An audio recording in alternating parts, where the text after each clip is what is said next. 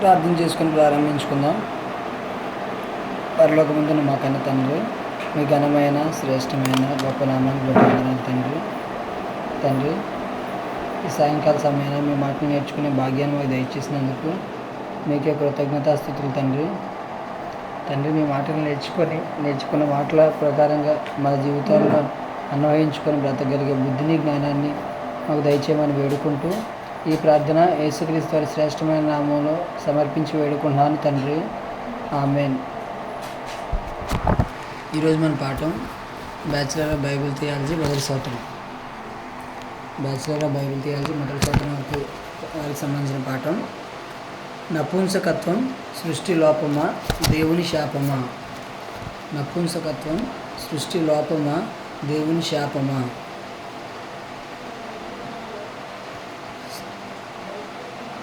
ఈరోజు సమాజంలో మనకు రెండు జాతుల వారు కనిపిస్తారు. ఒకటి ఎవరు అంటే స్త్రీ జాతి, రెండవది ఏంటి పురుష జాతి. అయితే ఈ రెండు జాతులతో పాటు మరొక జాతి పేరు కూడా మనం వింటుంటాం. ఏంటి అది? నపుంసక జాతి. అయితే అసలు నపుంసకులు అనగానే వాళ్ళు ఏం చేస్తుంటారంటే హేళన చేస్తుంటారు, వారిని వివక్షతో చూస్తుంటారు, చిన్న చూపు చూస్తారన్నమాట.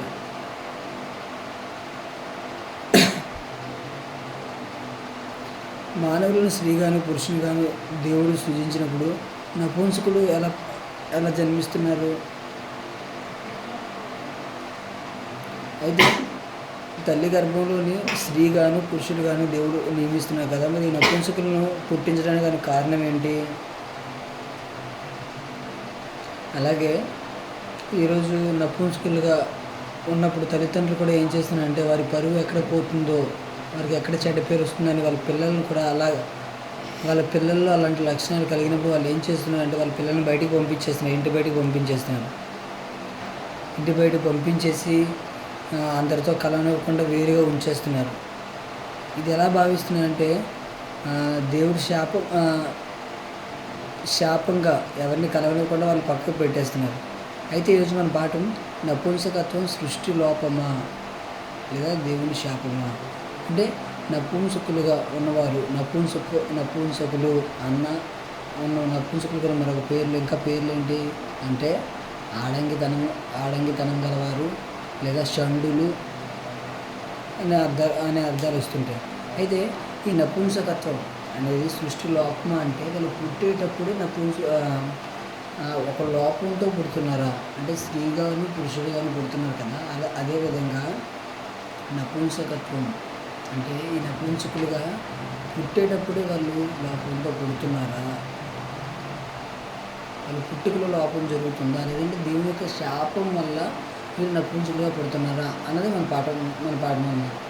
నపుంసకత్వం సృష్టి లోపమా దేవుని శాపం అంటే దేవుని శాపం వల్ల వీళ్ళు నపుంసకులుగా పుడుతున్నారా, లేదంటే వాళ్ళు పుట్టేటప్పుడే ఆ ఏదైనా లోపం వల్ల పుడుతున్నారా అన్నది మన పాఠం. అయితే ఈ నపుంసకుల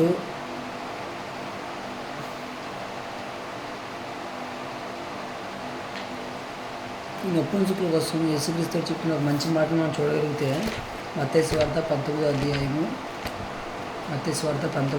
11-12 వచనాలు మెయిన్ ఇంపార్టెంట్ రిఫరెన్స్ పాఠానికి. మత్తయి సువార్త 19వ అధ్యాయము 11-12 వచనాలు మనం చూడగలిగితే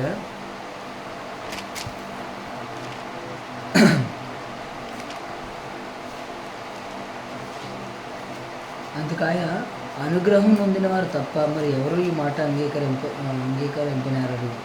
తల్లి గర్భం నుండి నపుంసకులుగా పుట్టినవారు కలరు, మనుషుల వల్ల నపుంసకులుగా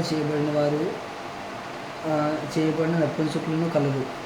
పరలోక రాజ్యం నిమిత్తం తమను తామే నపుంసకులుగా చేసుకుని వారు కొన్ని నపుంసకులు కలరు.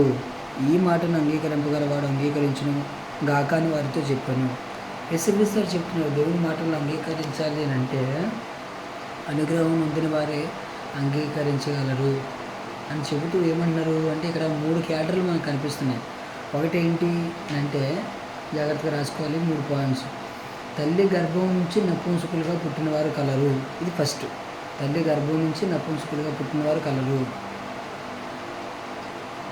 రెండవది ఏంటి అని అంటే మనుషుల వల్ల నపుంసకులుగా చేయబడిన వారు, మనుషుల వల్ల నపుంసకులుగా చేయబడిన వారు. అది రెండవది. మూడవది ఏంటంటే పరలోక రాజ్యం నిమిత్తము తమను తాము నపుంసకులుగా చేసుకున్నవారు. ఫస్ట్ది తల్లి గర్భం నుంచి నపుంసకులుగా పుట్టినవారు ఉన్నారు. రెండవది మనుషుల వల్ల నపుంసకులుగా చేయబడిన వారు ఉన్నారు. మూడవది ఏంటంటే పరలోక రాజ్యం నిమిత్తం తమను తాము నపుంసకులుగా చేసుకున్నవారు ఉన్నారు. సో మనకు 3 క్యాడర్లు అనేవి కనిపిస్తున్నాయి. ఓకే, ఇప్పుడు మనం ఒక్కొక్క దాని గురించి వివరించుకుంటూ ముందుకు వెళ్దాం. ఓకే, చాలా ఇంపార్టెంట్ పాఠం, చాలా ఒక గొప్ప విషయం నేర్చుకునే పాఠం ఇది. ఓకే, ఇప్పుడు మనం ఫస్ట్ది ఏంటి, ఈ 3 విషయాలు. ఫస్ట్ది ఏంటి, తల్లి గర్భం నుంచి నపుంసకులుగా పుట్టినవారు కలరు. తల్లి గర్భం నుంచి నపుంసకులుగా పుట్టినవారు. అసలు భూమి మీదకి వచ్చే ప్రతి ఒక్క మనిషి కూడా ఎక్కడ నిర్మింపబడుతున్నారు? భూమి మీదకి వచ్చిన వాళ్ళంతా కూడా ఎక్కడ నిర్మింపబడుతున్నారు? తల్లి గర్భంలో నిర్మింపబడుతున్నారు. అదే ఆ మాటను మనం చూడగలిగితే కీర్తన గ్రంథం 139వ అధ్యాయము, 13వ వచనం.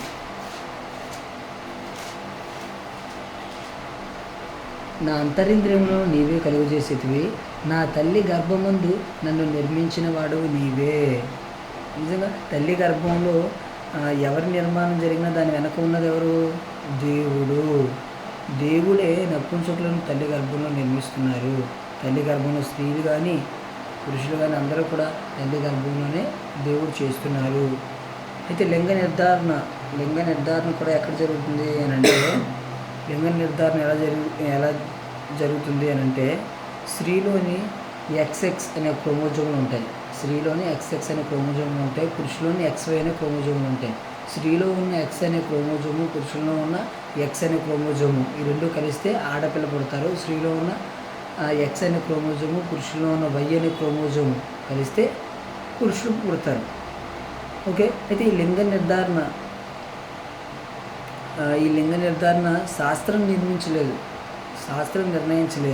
ఇది ఎవరు చేయగలరు అంటే దేవుడు చేయగలరు. అలాగే నపుంసక లింగం కూడా ఎవరు నిర్ణయించారు అంటే, ఇది నిర్ణయించింది కూడా దేవుడే. ఎందుకంటే భూమి మీద ఉన్న వారందరికీ కూడా గర్భఫలాన్ని ఎవరు అనుగ్రహిస్తున్నారు? మీకు తెలుసు, కీర్తన గ్రంథం 147వ అధ్యాయం 2-4 వచనాలు.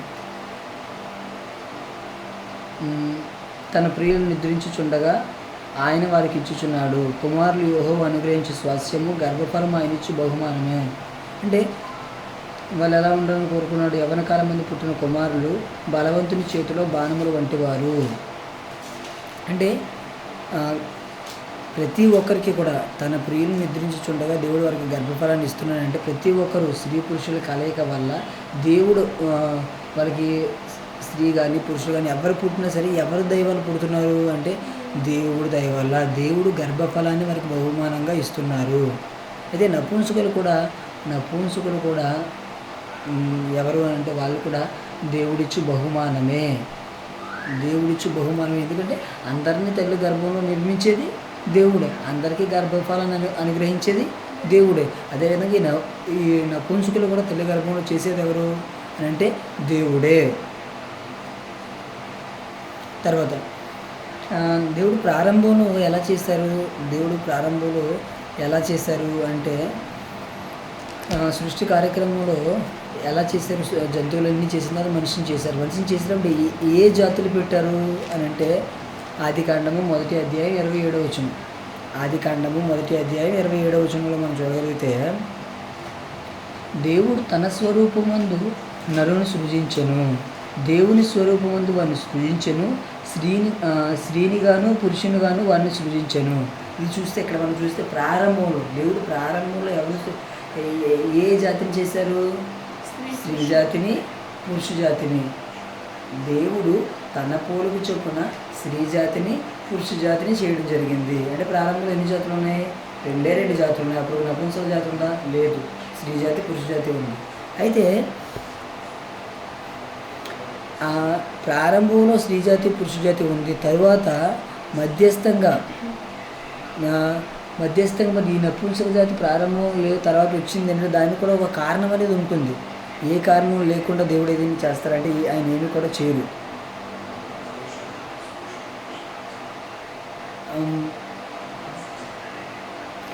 దేవుడు స్త్రీని పురుషుని ఎందుకు చేసాడో మనకు తెలుసా? మనకు తెలుసు. ఏంటి? దేవుడు స్త్రీని చేయడం వెనుక, పురుషుని చేయడం వెనుక ఆయన యొక్క సంకల్పం అనేది ఉంది. అంటే స్త్రీలను చేయడం వెనుక కూడా ఒక సంకల్పం ఉంది. పురుషులను చేయడానికి వీరి ఇరువురిని చేయడానికి కూడా దేవుని యొక్క సంకల్పం అనేది ఉంది. ఏ సంకల్పం లేకుండా చేశారా దేవుడు? లేదు. దేవుని యొక్క సంకల్పం మేరకు సృష్టిని చేసిన తర్వాత మనిషిని చేయడం జరిగింది.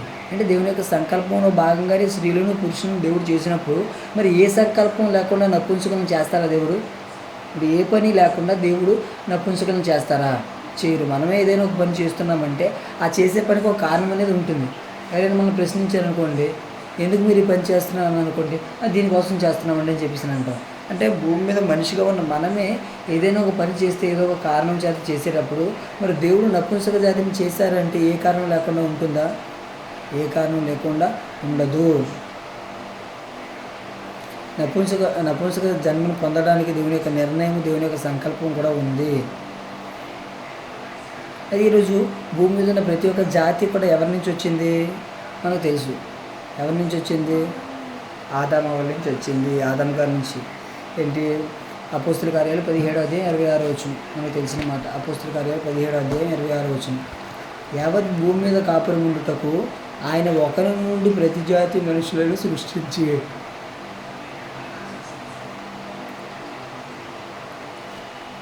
అంటే ఆదాం అనే ఒకరి నుండి ప్రతి జాతి సృష్టింపబడింది. స్త్రీ జాతి, పురుష జాతి, నపుంసక జాతి ఇవన్నీ కూడా ఎవరి నుంచి వచ్చాయి అంటే ఆదాము నుంచి వచ్చిన వారే. అయితే మరి దేవుడు ఎందుకు నపుంసక జాతిని మధ్యలో ప్రారంభంలో లేని మన ఈ మాట ద్వారా ఏం తెలుసుకున్నాం అంటే అందరూ కూడా ఆదాం నుంచి వచ్చారు. అందరికీ మూల పురుషుడు ఎవరు? ఆదాము, హవ్వ. వీరి నుంచి అందరూ వచ్చాము. అయితే ప్రారంభంలో లేని నపుంసక జాతి తర్వాత ఎందుకు వచ్చింది అని అంటే దేవుడు పురుషుని స్త్రీని నిర్మించిన తర్వాత వాళ్ళు దేవుని యొక్క సంకల్పాన్ని నెరవేర్చారా అంటే దేవుని యొక్క సంకల్పానికి ప్రారంభంలోనే గండిపడింది. దేవుడు ఆదాము హవ్వను చేసిన తర్వాత మీరు ఈ ఏదైనా తోటలో మంచి చెడులు తెలియనిచ్చే వృక్షం తప్ప అన్నీ తినండి అని చెప్పేసి దేవుడు చెప్పినప్పుడు దేవుని మాటను ప్రారంభంలోనే దేవుని మాట వినకుండా వాళ్ళు ఏం చేశారు అని అంటే తప్పు చేసి నేరం ఎవరి మీద నెట్టారు? దేవుని మీద నేరం నెట్టారు. ఏమని? అవేమని ఒప్పుకుందా? ఆదాం ఏమన్నాడు? ఇదిగో నువ్వు నాకు స్త్రీని ఇచ్చావు కదా, స్త్రీ వల్ల నేను తిన్నానని చెప్పేసి ఎవరో ఆదాం అన్నాడు. అవేమంది? ఇదిగో సర్పం ఉంది కదా, సర్పం వల్ల నేను తప్పు చేశాను తప్ప నేను తప్పు చేశాను చెప్పలేదు. అంటే వీరిరువురు కూడా తప్పు చేసిన తర్వాత తండ్రి మేము తప్పు చేస్తామని ఒప్పుకోకుండా వీరు చేసిన తప్పు రెండోది ఆ తప్పును ఒప్పుకోకుండా నేరం ఎవరి మీద నెట్టారు? దేవుని మీద నెట్టారు.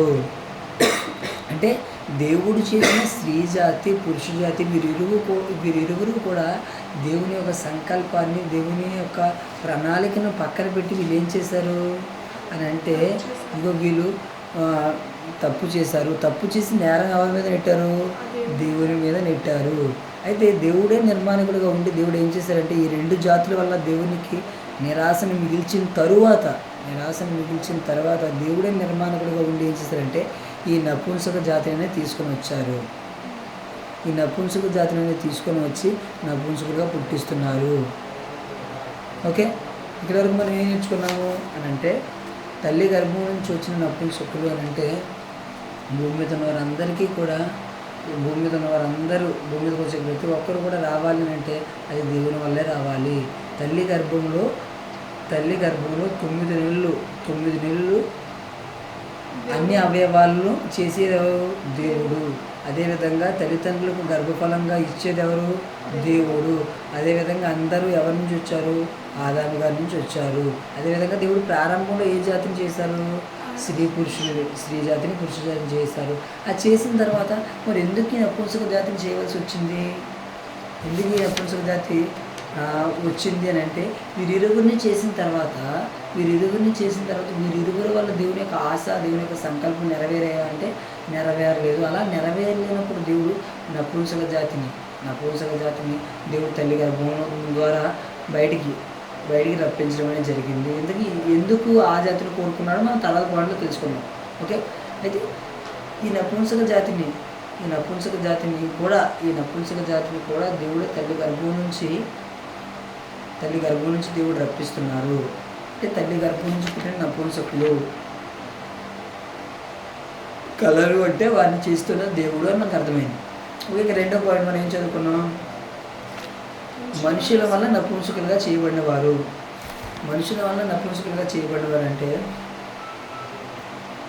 స్త్రీ పురుషుడు స్త్రీగా మారడం అనేది దైవ విరుద్ధం. ప్రారంభ కాలంలో ఏం చేసేవారంటే నపుంసకులుగా మార్చేసేవారు అనమాట. ఏ విధంగా అంటే ఒక రాజు ఉన్నాడు అనుకున్న రాజు ఎక్కడైనా యుద్ధాలు అవి జరిగేటప్పుడు అక్కడికి వెళ్ళినప్పుడు వాళ్ళతో యుద్ధం చేసి అక్కడ ఉన్న స్త్రీ పురుషులను తీసుకొని వచ్చేసారు.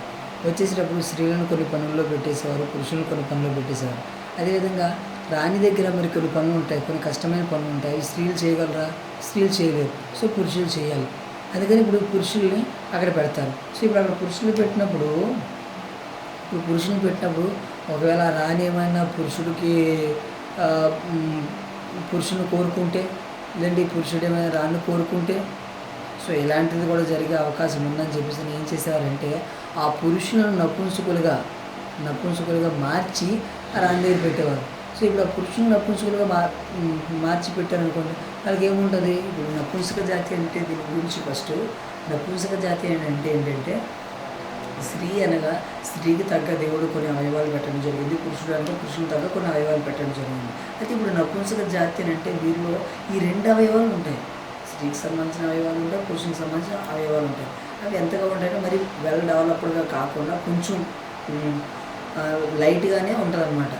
పురుషునికి సంబంధించిన అవయవాలు, స్త్రీకి సంబంధించిన అవయవాలు ఉంటాయి. ఇప్పుడు వీళ్ళకి ఏంటంటే ఇప్పుడు ఒక పురుషుడు ఉంటే ఆ పురుషునికి ఏం కోరిక కలుగుతుంది? ఒక స్త్రీ కావాలని కోరిక కలుగుతుంది. అదేవిధంగా ఒక స్త్రీ ఉంటే స్త్రీకి ఎవరు కావాలని కోరిక కలుగుతుంది? పురుషుడు కావాలని కోరిక కలుగుతుంది. ఇప్పుడు నపుంసకులు అంటే ఈ పురుషునికి సంబంధించిన అవయవాలు, స్త్రీకి సంబంధించిన అవయవాలు 2 ఉన్నప్పుడు వీళ్ళకి ఇంకే కోరికలు కలగవు. రెండు వాళ్ళు కలిగి ఉన్నారు కాబట్టి వీరికి మళ్ళీ స్త్రీ కావాలి, మరలా పురుషుడు కావాలి, ప్రత్యేకంగానే కోరికలు అనేవి కలగవు. అంటే ఒక స్త్రీ ఇండివిజువల్గా ఏదైతే ఒక పురుషుడిని కోరుకుంటుందో, ఒక పురుషుడు ఇండివిజువల్గా ఒక స్త్రీని ఏ విధంగా అయితే కోరుకుంటున్నాడో అలాంటి ఆలోచన భావాలు అనేవి నపుంసకులకు ఉండవు. సో ఇదే నపుంసక జాతి అని అంటే.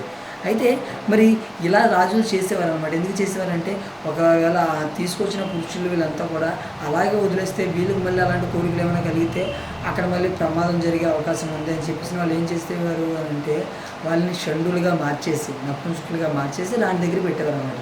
నపుంసకులుగా ఉంటే వీళ్ళకైనా కోరికలు ఉంటాయా? ఏమీ ఉండవు. ఓకే, ఇప్పుడు దీనికి సంబంధించి ఒక మాటను మనం చూద్దాం. అంటే మనుషుల వల్ల నపుంసకులుగా చేయబడిన వారు ఉన్నారా అంటే ఒక సందర్భాన్ని మనం చూద్దాం. యెషయా గ్రంథము 39వ అధ్యాయము 7వ వచనం.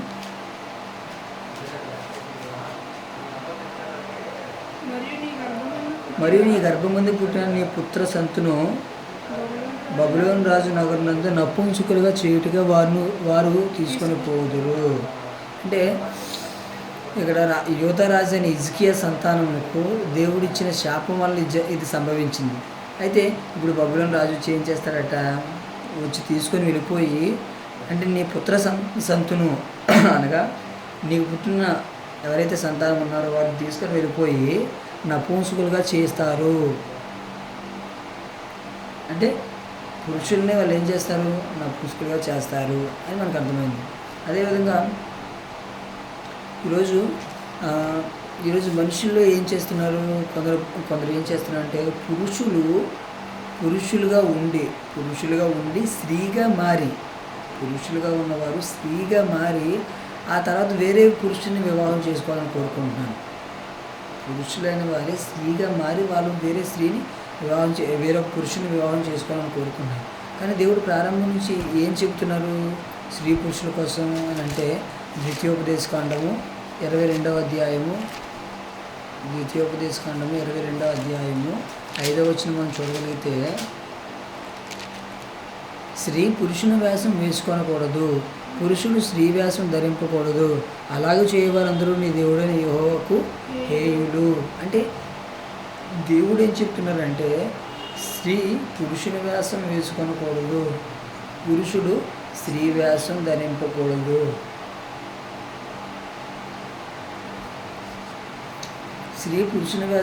పురుషుడు స్త్రీ వేషం ధరించకూడదని చెప్తుంటే మీరు ఏకంగా ఏం చేస్తున్నారు అని అంటే, వేషం కాదు కదా, మీరు నా అవయవాలే మార్చుకొని దేవునికి విరుద్ధమైనవి చేస్తున్నారు. ఒక స్టార్ టెన్నిస్ క్రీడాకారుడు అతని పేరు ఏంటంటే మార్టినా నవత్రిలోవా అనే ఒక వ్యక్తి ఏం చేశాడంటే పురుషుడిగా ఉండి స్త్రీగా మారాడు. పురుషుడిగా ఉన్నవాడే స్త్రీగా మారాడు.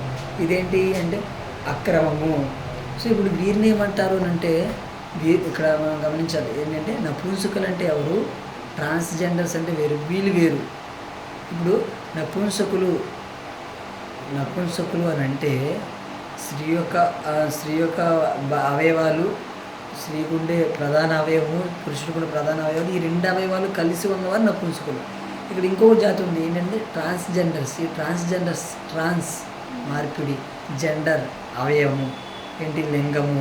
అంటే ఈ ట్రాన్స్జెండర్స్ అంటే ఏంటంటే పురుషులుగా ఉన్నవారు వాళ్ళ యొక్క అవయవాలను తీసుకొని వాళ్ళ యొక్క ప్రధాన జననాంగము తీసేసి వేరొక అవయవాన్ని ఎవరైతే పెట్టుకుంటారో వారిని ఏమంటారంటే ట్రాన్స్జెండర్స్. అంటే పురుషుడిగా ఉన్నవారు స్త్రీగా మారడం, స్త్రీగా ఉన్నవారు పురుషుడిగా మారడం, వీరిని ఏమంటారు ట్రాన్స్జెండర్స్ అని అంటారు. అయితే ఇది ఎవరు చేసుకుంటున్నారంటే భూమి మీద మనుషులు చేస్తున్నారు. ఇలా చేసిన తర్వాత ఏమవుతుందంటే కొంతకాలానికి దానివల్ల చాలా అవయవ మార్పిడి ద్వారా మారుతున్నారు అన్నమాట. అయితే ఇలా చేసినారు కూడా కొంతకాలానికి ఏమవుతుందంటే చాలా దానివల్ల ప్రాబ్లమ్స్ వస్తున్నాయని వాళ్ళే కొంతమంది చెప్తున్నారు. ఓకే, అయితే దేవుడు స్త్రీ జాతిని పురుష జాతిని సృష్టించారు. దేని కొరకు సృష్టించారంటే దేవుని యొక్క సంకల్పంలో భాగంగానే చేయడం జరిగింది. అదేవిధంగా మరి నపుంసక జాతిని కూడా ఎవరు చేశారు అంటే దేవుడే చేశారు. మరి ఈరోజు సృష్టిలో ఉన్న మనం ప్రతి ఒక్క దాని గురించి మనం ఆలోచిస్తే ప్రతి ఒక్క దానికి ఒక పని అంటూ ఉందా? ప్రతి ఒక్క దానికి పని ఉంది. మనకి సామెతల గ్రంథంలో తెలుసు ఏంటి, 16వ అధ్యాయం 4వ వచనంలో ఏముంటుంది, యెహోవా ప్రతి వస్తువును దాని పని నిమిత్తం కలుగు చేశాను. అంటే దేవుడి ప్రకృతిలో చేసిన ప్రతి వస్తువుకి ఒక పని అనేది ఉంది. ఏ పని లేకుండా దేవుడు దేనిని కూడా వ్యర్థంగా దేనిని చేయలేదు. సో ఇప్పుడు దేవుడు ప్రతి ఒక్క వస్తువుని దానికంటే ఒక పని నిమిత్తం కలుగు చేస్తే మరి స్త్రీని పురుషుని కూడా ఒక పని నిమిత్తం కలుగు చేశారు. ఇప్పుడు మన పాఠం ఏంటంటే నపుంసకుడు. ఇప్పుడు నపుంసకుల దగ్గరికి వచ్చేసరికి మరి వీరికి ఏదో ఒక పని కోసమే చేస్తారా, పని లేకుండా చేస్తారా? వీరికి కూడా ఒక పని అనేది ఉంటేనే దేవుడు చేస్తారు. ఏ పని లేకుండా చేయరు కదా. ఒకవేళ దేవుడు చేస్తారనుకోండి, ఇప్పుడు మన తల్లిదండ్రులు కానీ ఏమైనా మన చుట్టుపక్కల ఉన్నారండి, ఏదైనా ఒక పని ఏ ఉపయోగం నేను పని చేస్తే మనం ఏమంటాం, ఎందుకు పనికిరాని పని ఎందుకు చేస్తున్నామని చెప్పేసి అంటాం, అవునా కదా. ఇప్పుడు ఒకవేళ దేవుడు చేసినా మనం ప్రశ్నిస్తామా, తండ్రి ఎందుకు చేస్తావు వీళ్ళని చెప్పేసి అంటాం. మరి అంత ఏమీ తెలియలేని స్థితిలో దేవుడు చేస్తారా? ఒకరి చేత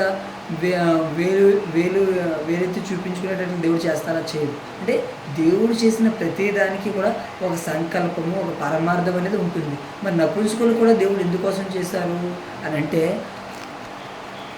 ఎఫెసీ పత్రిక 2వ అధ్యాయం 10వ వచనం. మరియు వాటి యందు మనం నడుచుకున్న వలనని దేవుడు ముందుగా సిద్ధపరిచిన సత్క్రియలు చేయుటకే మనము క్రీస్తు యేసునందు సృష్టింపబడిన వారమై ఆయన చేసిన పని అయి ఉన్నాము. మరియు వాటి యందు మనం నడుచుకున్న వలనని దేవుడు ముందుగా సిద్ధపరిచిన సత్క్రియలు చేయుటకే, అంటే భూమి మీదకి వచ్చిన స్త్రీ జాతి కానీ పురుష జాతి కానీ నపుంసక జాతి కానీ దేని కొరకు పుట్టారు అంటే దేవుని పని నిమిత్తమే పుట్టారు. ఎవరు కూడా పని లేకుండా పుట్టలేదు. అయితే మనకి ఇక్కడ ఒక చిన్న పాయింట్ అనేది ఉంది. ఏంటి ఆ పాయింట్ అంటే ప్రారంభంలో నపుంసకులు లేరు. దేవుడు స్త్రీగా చేశారు, పురుషులుగా చేశారు. ఆ తర్వాత ఈ నపుంసక జాతి అనేది మధ్యలో వచ్చింది. సో మధ్యలో రావడానికి కారణం ఏంటి అని అంటే దేవుడు స్త్రీని చేశారు, దేవుడు స్త్రీ జాతిని చేశారు, పురుష జాతిని చేశారు. వీరిరువురి ద్వారా దేవుని యొక్క సంకల్పం అనేది నెరవేరాలని ఆయన కోరుకున్నాను.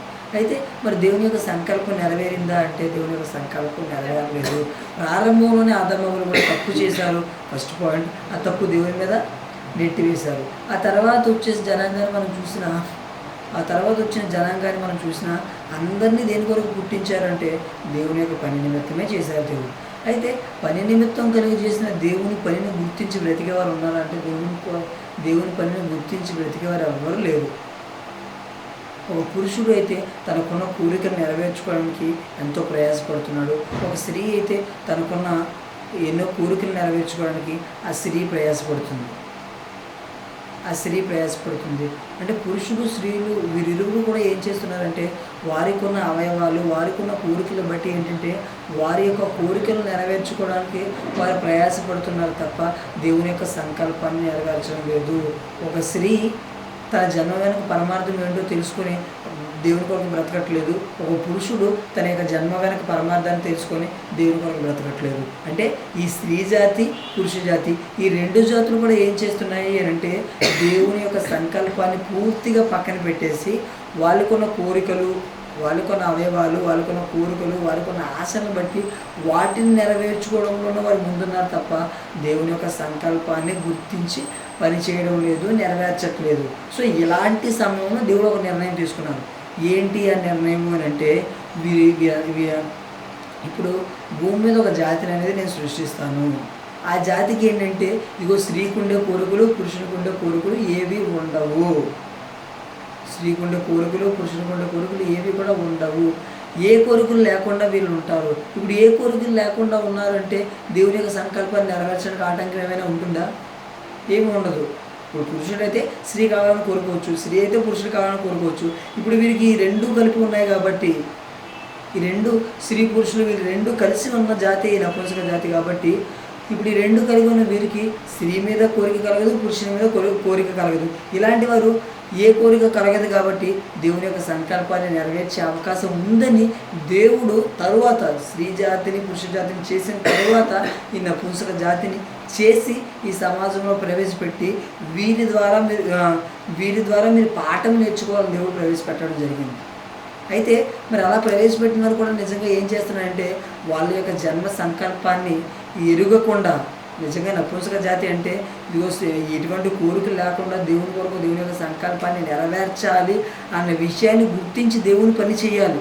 కానీ ఈ విషయాన్ని పక్కన పెట్టేసి వాళ్ళు కూడా ఏం చేస్తున్నారు అంటే నపుంసకులు అంటే చాలామంది వారికి ఉన్న జాతి విలువ కూడా తీసేసి ఎన్నో కొన్ని పనులు వాళ్ళు చేసే పనుల వల్ల వారికి ఉన్న జాతి పరువు అనేది తీసేస్తున్నారు. ఏంటి, కొంతమంది పురుషులుగా ఉన్నవారు ఆపరేషన్ చేయించుకొని మారిపోయినవారు, స్త్రీగా ఉన్నవారు ఆపరేషన్ చేసుకొని మారిపోయిన వారు చప్పట్లు కొట్టి డబ్బులు సంపాదించి ఇలా వీరు చేసే కొన్ని పనుల వల్ల వాళ్ళకున్న జాతి, వాళ్ళ జాతికి ఎంత ప్రాముఖ్యత ఉందో దాన్ని పక్కన పెట్టేసి ఏం చేస్తున్నారు అని అంటే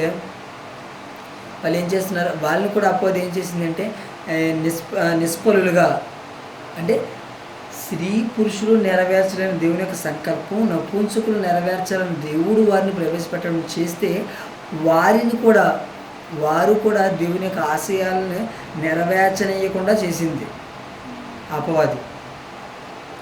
అయితే వారు కూడా నిజంగా వాస్తవానికి ఎవరు చేసిన వారు అని అంటే దేవుడు చేసిన వారు. యెషయా గ్రంథం 64:8 యెషయా గ్రంథం 64:8 మనం చూడగలిగితే, యెషయా గ్రంథం 64:8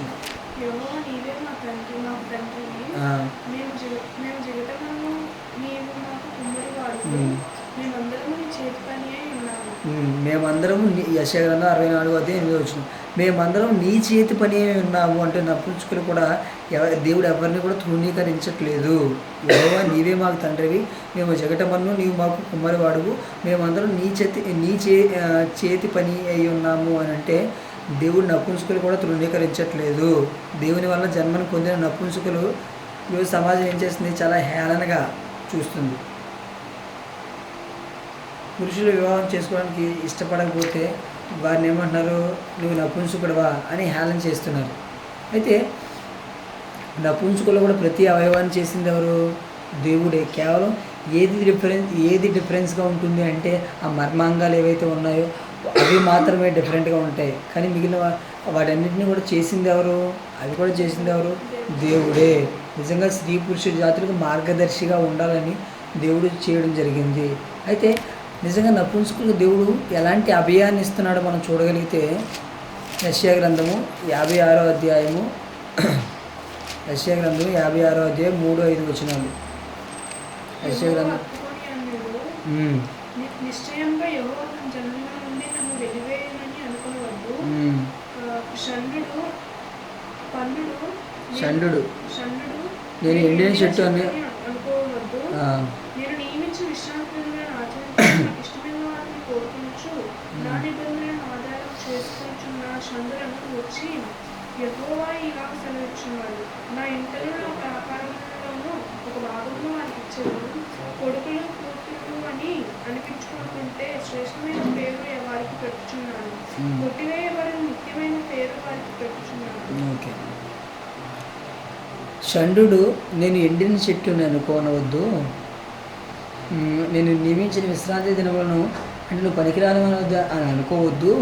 నేను నియమించిన విశ్రాంతి దినములను ఆచరించు నాకు ఇష్టమైన వాటిని కోరుకొనుచు నా నిబంధన ఆధారం చేసుకొనిచున్న షండులను గురించి షండుల కోసం నపుంసకుల కోసం దేవుడు ఏం చెప్తున్నాడట? నా ఇంటను నా ప్రాకారంలో ఒక భాగమును వారికి ఇచ్చేదను. అంటే నా ఇంట ఒక భాగాన్ని వాళ్ళకి ఇస్తాను. కొడుకులు కూతుళ్ళు అని అనిపించుకున్నట కంటే శ్రేష్టమైన పేరు వారికి పెట్టుచున్నాను. అంటే కొడుకు అంటే ఎవరు వస్తారు? పురుషులు. కూతురు అంటే స్త్రీలు. సో అంటే కొడుకు కూతురు అంటే స్త్రీ పురుషులు కాకుండా ఒక శ్రేష్టమైన పేరు వారికి ఇస్తున్నారు. ఏంటి ఆ పేరు? కొట్టివేయబడిన నిత్యమైన పేరు ఏంటి? అదే ఏంటి? నపుంసకులు. అంటే పురుషులు కాదు, స్త్రీలు కాదు. అంటే ఒక గొప్ప పేరు ఇస్తున్నారు దేవుడు. గొప్ప భాగ్యాన్ని వీళ్ళకి ఇస్తున్నారు. అదేవిధంగా దేవుడు మరి నపుంసకులను తృణీకరిస్తారా అని అంటే అపోస్తుల కార్యాలు 8వ అధ్యాయము 35వ వచనం నుంచి మనం చూడగలిగితే, అందుకు ఫిలిప్పు నోరు తెరిచి ఆ లేఖనమును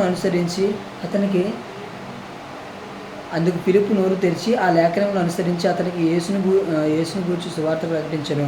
వారు త్రోవలో వెళ్ళుచుండగా నీళ్లున్న ఒక చోటకు వచ్చినప్పుడు నపుంసకుడు ఇదిగో నీళ్లు, నాకు బాప్తిజం ఇచ్చుటకు ఆటంకమేమో అని అడిగి రథము ఇక్కడ ఏమన్నారు? ఆ చోటికి వచ్చినప్పుడు నపుంసకుడు ఇదిగో నీళ్లు, నాకు బాప్తిజం ఇచ్చుటకు ఆటంకమేమని అడిగి రథము నిలుపుమని ఆజ్ఞాపించెను. సో ఇక్కడ ఏంటి? ఫిలిప్పు నపుంసకుడు. ఒక నపుంసకుడు ఎక్కడి నుంచి వచ్చాడు? ఇథియోపియా నుంచి ఒక నపుంసకుడు వచ్చి బాప్తిజం తీసుకున్నారు. మరి ఇక్కడ దేవుడు వీరిని తృణీకరించారంటే తృణీకరించలేదు. అంటే నపుంసకులు కూడా దేవుడు తృణీకరించలేదు. అంటే ఆ నపుంసకుడు కూడా వాక్యాన్ని గ్రహించి బాప్తిజం పొంది క్రైస్తవుడిగా మారాడు. అంటే నపుంసకులు కూడా పరలోక రాజ్యానికి అర్హత అనేది ఉంది. ఓకే. ఇంక మూడో పాయింట్, మన దాంట్లో మూడో పాయింట్ ఏంటి? పరలోక రాజ్యం నిమిత్తం నపుంసకులుగా మారిన వారు ఉన్నారు. పరలోక రాజ్యం నిమిత్తం నపుంసకులుగా మారడం అంటే ఏంటి అని అంటే, యేసు చెప్పిన మాట ఏంటి అంటే,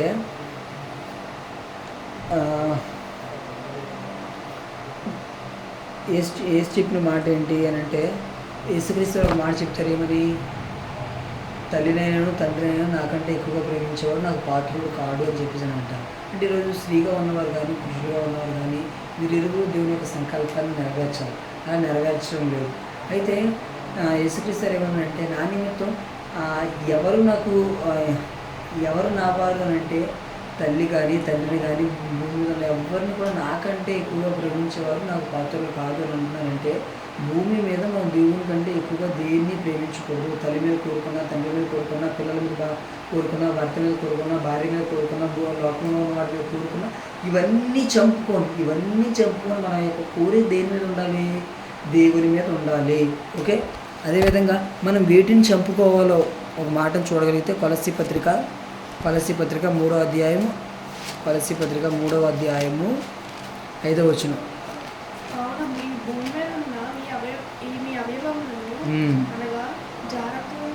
అపవిత్రతను, కామాతురతను, దురాశను, విగ్రహారాధన, ధనాపేక్షను చంపివేయుడి. తర్వాత 8వ వచనం. ఇప్పుడైతే మీరు పాపమును, ఆగ్రహము, దుష్టత్వము, దూషణ, మీ నోట బూతులను అను వీటన్నిటిని విసర్జించుడి.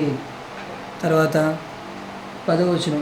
అనగా ప్రాచీన స్వభావము దాని క్రియలతో కూడా మీరు పరిత్యాజించి జ్ఞానము కలుగు నిమిత్తం దాన్ని సృష్టించిన వారిని పోలిక చొప్పున నూతన పరచబడుచున్న నవీన స్వభావం ధరించుకొని ఉన్నారు. అంటే ఏం చేయాలంటే మనం భూమి మీద ఉన్న శరీర అవయవాలు అంటే జారత్వము, అపవిత్రత, కామాతురతను, దురాశ, విగ్రహారాధన, ధనాపేక్ష ఇవన్నీ వీటన్నిటిని కూడా ఏం చేయాలి? చంపేయాలి. అంటే మనం పరలోక రాజ్య నిమిత్తం నపుంసకులుగా మారాలి అని అంటే, మనం పరలోకానికి వెళ్ళాలంటే భూమి మీద ఏం చేయాలి అంటే మనకున్న ఈ కోరికలన్నింటినీ కూడా చంపివేసి, వీటన్నిటిని కూడా చంపివేసి ఏం చేయాలి? నవీన పురుషులుగా మారాలి. ఇంకా చెప్పాలంటే ఎలాగంటే ఒక నపుంసకులుగా మారాలి. ఇప్పుడు ఒక నపుంసకుడికి ఏమైనా కోరికలు ఉంటాయా? ఒక పురుషుడికి ఏదైతే కోరుకుంటుందో అలాంటి కోరిక ఒక నపుంసకుడికి ఉంటుందా? ఉండదు. ఒక స్త్రీకి ఏదైతే కోరుకుంటుందో అలాంటి కోరిక నపుంసకుడికి ఉంటుందా? ఉండదు. అంటే ఇటు స్త్రీకి సంబంధించిన కోరిక కానీ పురుషునికి సంబంధించిన కోరిక కానీ నపుంసకుడికి ఉండదు. అదేవిధంగా మనం భూమి మీద ఉన్నప్పుడు క్రైస్తవులుగా మనం ఉన్నప్పుడు పరలోక నిమిత్తం ఏం చేయాలంటే నపుంసకులుగా మారాలంటే తల్లి, తండ్రి, పిల్లలు, భూమి మీద ఏవైతే లోకంలో ఉన్నాయి వీటన్నిటిని విడిచిపెట్టి ఎటువంటి కోరిక లేకుండా భూమి మీద పురుషులకు ఏ విధమైన కోరికలు ఉన్నాయో, స్త్రీకి ఏ విధమైన కోరికలు ఉన్నాయో అలాంటి కోరికలన్నింటినీ విడిచిపెట్టి నపుంసకులుగా మనం మారాలి. అలా మారిన వారు ఎవరైనా ఉన్నారా అని అంటే మత్తయి సువార్త 19వ అధ్యాయం 27వ వచనం. మత్తయి సువార్త 19వ అధ్యాయం 27వ వచనం. ఇదిగో పేతురు గారు ఏమంటారు? ఇదిగో మేము సమస్తమును విడిచిపెట్టి నేను వెంబడించితిమి. పేతురు గారు ఏమంటారు? ఇదిగో ప్రభువా మేము సమస్తాన్ని వెంబడించి నిన్ను విడిచిపెట్టి నిన్ను వెంబడించాం కదా, మాకేం దొరుకును అని అంటారు. అంటే ప్రారంభంలో అపోస్తులు ఏం చేశారంటే వాళ్ళకు ఉన్నదంతా కూడా విడిచిపెట్టి అంటే ఏంటి? నపుంసకులుగా చేసుకున్నారు. వాళ్ళకు ఉన్నదంతా కూడా విడిచిపెట్టి ఏం చేశారు అంటే దేవుని కొరకు, దేవుని పని మాత్రమే చేశారు. అదేవిధంగా బర్నబా మనకు తెలుసు ఏం చేశాడు? భూమిని అమ్మేసి దేవుని పని కోసం ఇచ్చాడు. అంటే తనకున్న భూమి మీద కోరిక లేదు, భూమిని అమ్మేసి దేవుని పని కోసం ఇచ్చారు. అలాగే పౌలు గారు కూడా ఏమంటారు? తనకున్నదంతా కూడా పెంటగా ఎంచుకున్నారు. తనకున్నదంతా నష్టంగా ఎంచుకున్నారు, పెంటగా ఎంచుకున్నారు. అంటే పరలోక రాజ్యం నిమిత్తం తమ్మును తాము నపుంసకులుగా చేసుకున్నారు. యేసుక్రీస్తు గారు కూడా ఏం చేశారు భూమి మీదకి వచ్చిన తర్వాత అంటే ఆయన యొక్క ఇష్టాలను ఆయన నెరవేర్చుకోలేదు. రోమపత్రిక 15వ అధ్యాయం 3వ వచనం. రోమపత్రిక 15వ అధ్యాయం 3వ వచనం. చివరి మాట.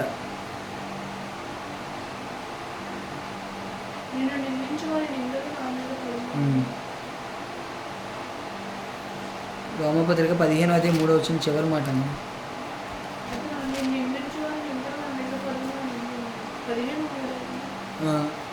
సరే,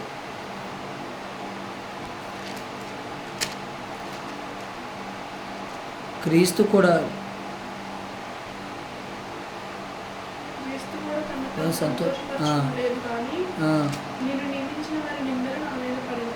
క్రీస్తు కూడా తను సంతోషపరచుకోవడం లేదు కానీ అని ఉందంటే యేసుక్రీస్తు కూడా భూమి మీద ఏంటంటే ఆయన సంతోషపరచుకోవాలి, ఆయన వివాహం చేసుకోవాలి, పిల్లలు కనాలి, ఆస్తి సంపాదించుకోవాలి, మంచి ఇల్లు కట్టుకోవాలి, అలాంటివి ఏవి కూడా ఏది కోరుకోలేదు.